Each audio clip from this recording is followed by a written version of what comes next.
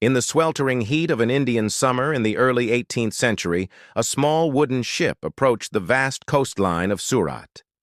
On its deck fluttered the Union Jack, a symbol unfamiliar yet destined to become a defining presence in the Indian subcontinent. Behind that flag lay ambitions that would reshape the destiny of millions and echo through centuries. This was no mere voyage. It was the beginning of an empire's boldest conquest. England's story in India did not start with guns blazing or armies marching across open fields. Instead, it began quietly through merchants, traders, and companies seeking fortune and influence in the rich lands of spices, textiles, and jewels. The East India Company, chartered in 1600 by Queen Elizabeth I, was England's spearhead into the mysterious and lucrative East. Initially, the company's goal was simple: establish trading posts, secure permissions from local rulers, and bring back wealth to England. But the lush bounty of India was not easily won. Diverse kingdoms, each with its own history and power struggles, ruled the land. The Mughal Empire still held vast territories, but was beginning to show signs of internal decay. This created openings that the English, along with other European powers like the Portuguese, Dutch, and French, were eager to exploit. Surat was the first major port city where the English secured a foothold. The traders established a factory, a term used for their trading post, where goods were stored and exchanged. Yet tensions simmered below the surface. Local merchants and rulers were wary of these foreign newcomers, whose intentions seemed larger than mere trade. They were not wrong. By the early 18th century, the East India Company had grown more than a trading entity. It had its own armed forces, diplomatic corps, and a desire for territorial control. The line between commerce and conquest began to blur. With clever alliances and strategic wars, the English steadily extended their influence beyond the coasts and into the heart of India. One of the most pivotal moments came in the mid-1700s when the Company's forces clashed with the Nawab of Bengal. The Battle of Plassey in 1757 was more than a battle. It was a turning point.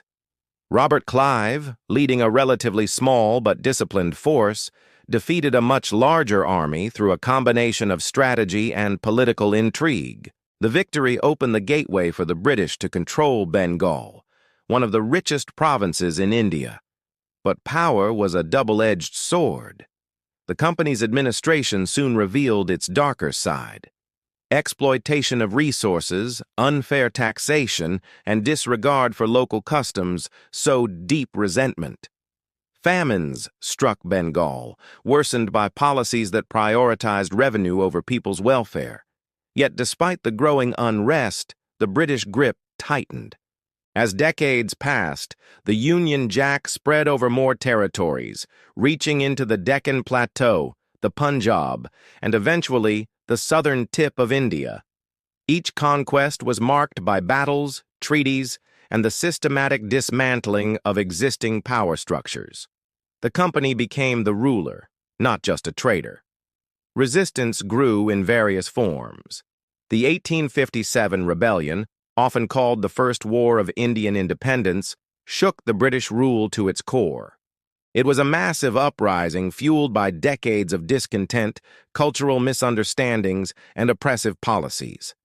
The rebellion was brutally suppressed, but it exposed the fragility beneath the British dominance. In the aftermath, the British Crown took direct control, dissolving the East India Company and establishing the British Raj. The Union Jack was no longer just a flag on a trading ship. It was the emblem of an empire ruling over a vast and diverse land. Yet this control came with contradictions. The British introduced railways, telegraphs, and legal reforms that transformed India's infrastructure. Education spread, and political awareness grew among Indians. But at the same time, racial discrimination, economic exploitation, and cultural arrogance fueled simmering tensions that would eventually lead to the struggle for independence. The story of the Union Jack over India is a tale of ambition, conflict, resilience, and transformation. It is a story of how a faraway flag came to dominate a land of ancient civilizations, and how that dominance planted the seeds for a new nation's birth. The British Raj ushered in an era of unprecedented change in India, but it was a fragile and contentious reign. The British administration governed with an iron fist wrapped in the velvet glove of modernization. The railways stretched their iron arteries across the subcontinent, binding distant regions together, while telegraph lines blinked messages faster than ever before. The legal system was overhauled, bringing British law to Indian courts, and English education became a tool for both enlightenment and control. Yet, beneath the surface of progress, a deeper conflict brewed. The British rulers maintained a strict social hierarchy that placed themselves at the apex and relegated Indians to second-class status in their own land. The economy was geared primarily to serve Britain's industrial needs, turning India into a supplier of raw materials and a market for manufactured goods. Traditional industries, such as textiles, were decimated by British imports, leaving millions unemployed and impoverished. Cultural arrogance was widespread. British officials often viewed Indian customs, religions, and traditions with disdain or misunderstanding. Attempts to civilize India through missionary work and social reform were met with resistance and suspicion by Indians who valued their ancient heritage.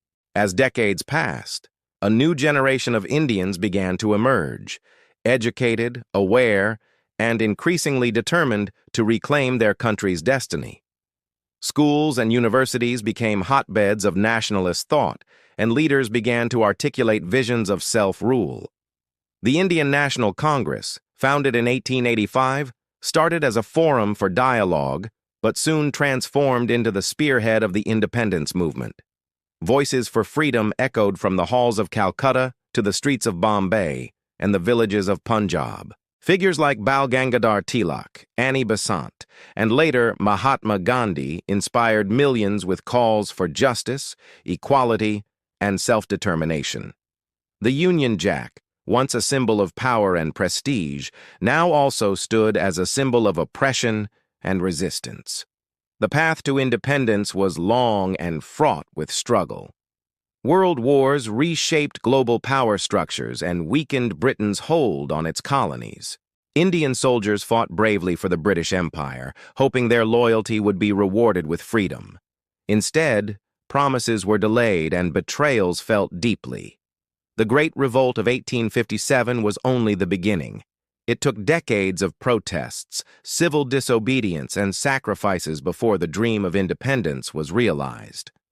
Gandhi's philosophy of nonviolence and peaceful protest galvanized a nation. The Salt March, the Quit India movement, and countless acts of defiance chipped away at British resolve.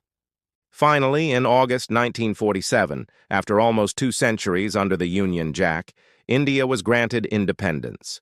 The British Raj ended, but the legacy of colonialism remained complicated and enduring.